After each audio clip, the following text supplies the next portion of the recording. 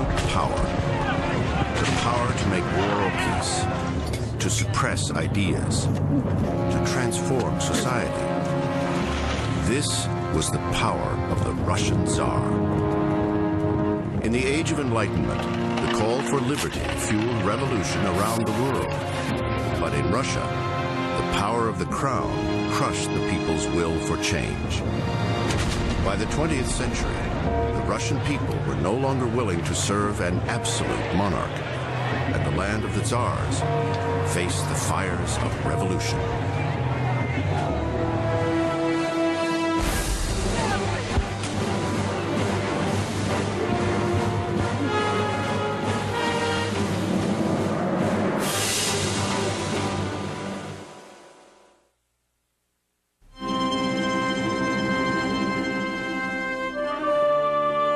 On a November evening in 1741, Peter the Great's daughter, Elizaveta Petrovna Romanova, dressed for a night to remember.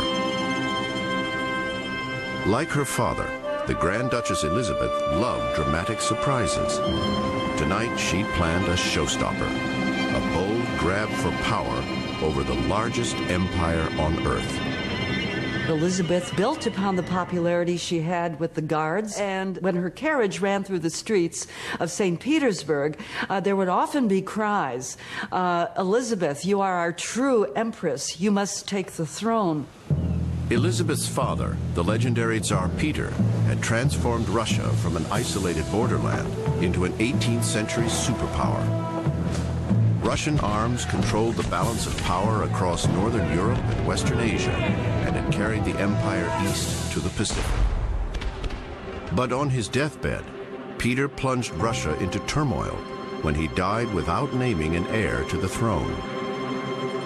Some saw Peter's daughter Elizabeth as his natural successor, but the late Tsar's enemies had their own designs on the crown. And at 15, Elizabeth was not ready to fight for power in the ruthless Russian court. And so Elizabeth watched for 16 years as rival factions dragged the Romanov dynasty to the brink of extinction. First her mother, then a nephew, then an estranged cousin took the throne.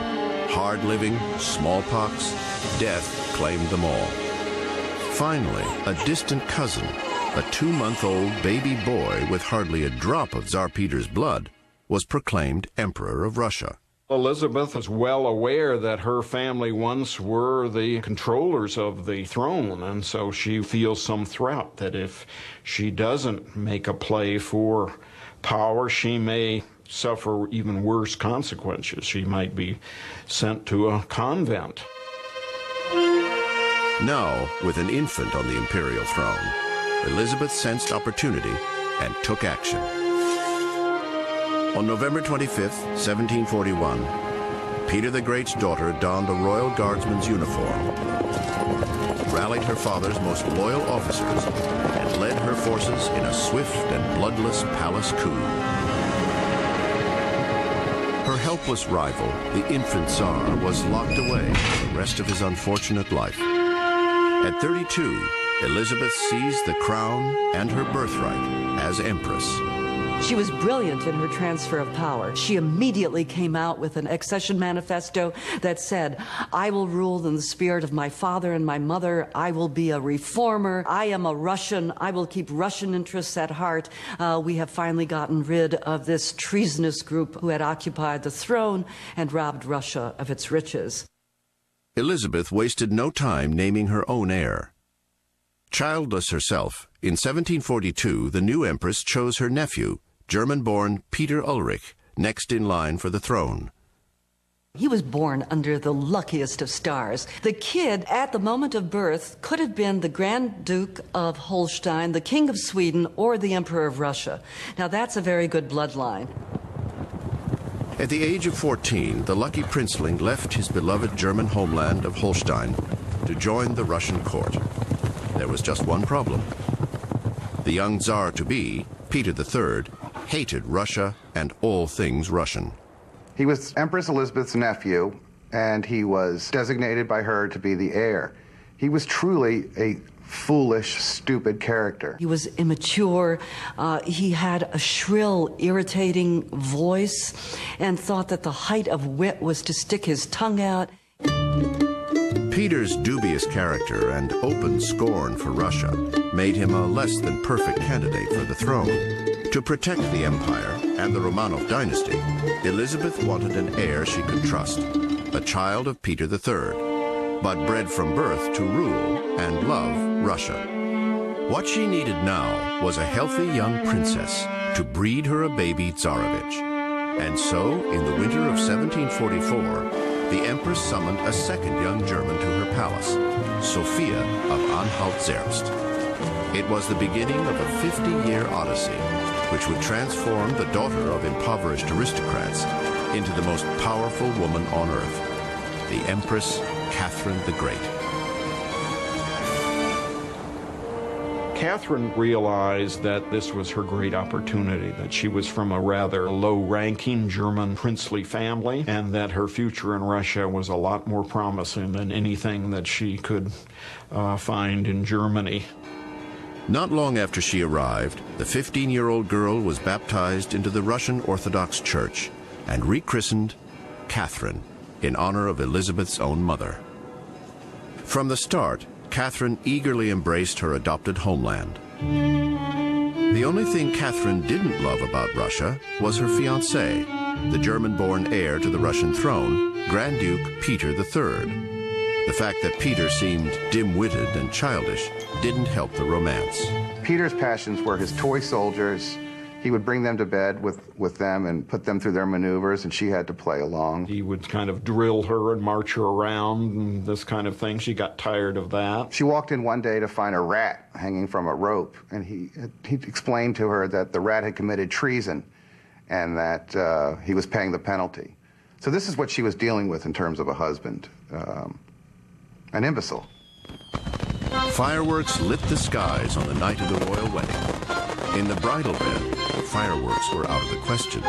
In the arena of court politics, producing an heir to the throne would soon be a matter of survival. Under the circumstances, delivering on that job might take Catherine more time than expected, and perhaps a little extramarital assistance.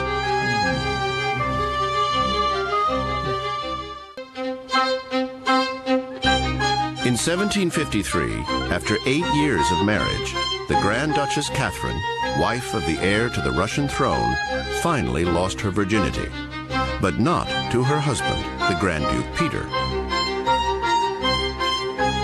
The Empress Elizabeth expected Catherine to produce the next generation of Romanovs. With her husband unwilling or unable to help, the Grand Duchess followed the advice of her friends and gave her heart and body to a willing courtier, Serge Saltykov.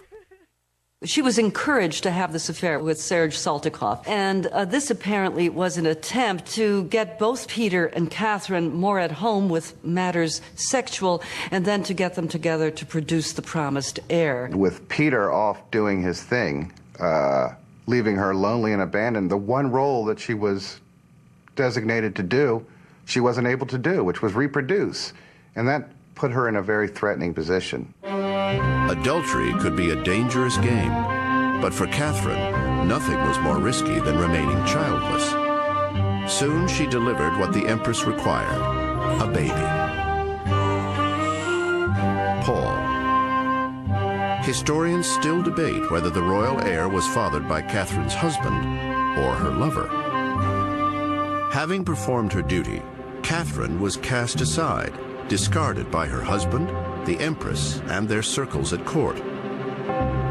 But the Grand Duchess had already developed an appetite for power. Catherine became a student of silent observation, and in doing that she learned all the customs of Russia, the language. She even converted to the Russian Orthodox Church as a way of incorporating herself into the system. She learned Russian politics. She liked politics. She read widely to keep herself abreast of European thinking. So for all of these reasons, Catherine became a very attractive figure at court. Catherine had been bold since childhood, and now, with a royal heir to her credit, she waded into the political fray. At one dinner, She warned